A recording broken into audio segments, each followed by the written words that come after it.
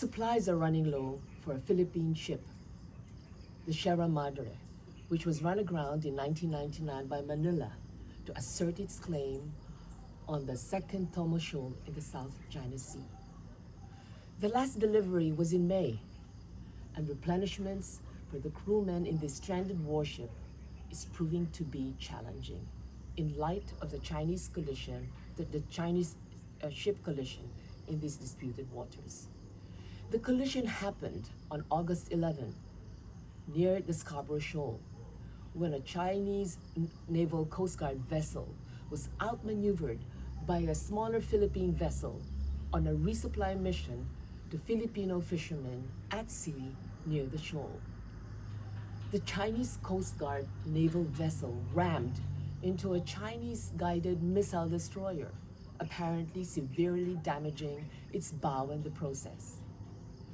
Some see this own-goal collision between these Chinese vessels as responsible for heightening tensions in these disputed waters because China has strengthened its maritime presence near the second Thomas Shoal. Some see this as an attempt to save face, but others say that this indicates that China is reviewing its naval strategy in these disputed waters. This can't be good news for the fishermen trying to earn a living in the waters of South China Sea. Neither is it good news for the crew of the stranded warship waiting for supplies for their sustenance.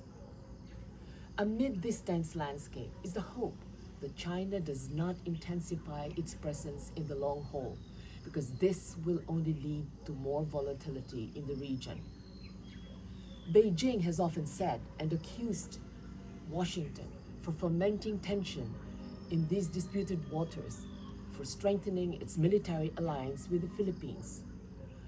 For apart from strengthening and protecting the sovereign rights of the Philippines in these seas, the United States and the world at large see the South China Sea as an important trade route, and ensuring its accessibility at all times is paramount.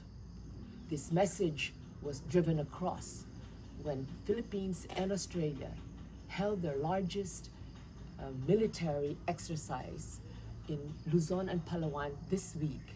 Palawan being the place which is near the shoal, which is waiting for a ship waiting for supplies to be delivered.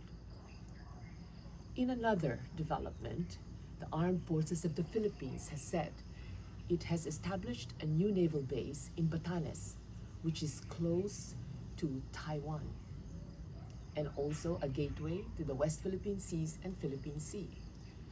This strategic location will help the Philippines in its sovereign claim and also aid in responding rapidly in emergencies in this northern frontier. With all these reinforcements happening both at sea and on land, it is hoped that all the parties involved in these disputed seas will remain circumspect and lean on diplomacy at all times to avert inadvertently or unwittingly an incident like the collision of two Chinese ships, leading to more significant and serious consequences.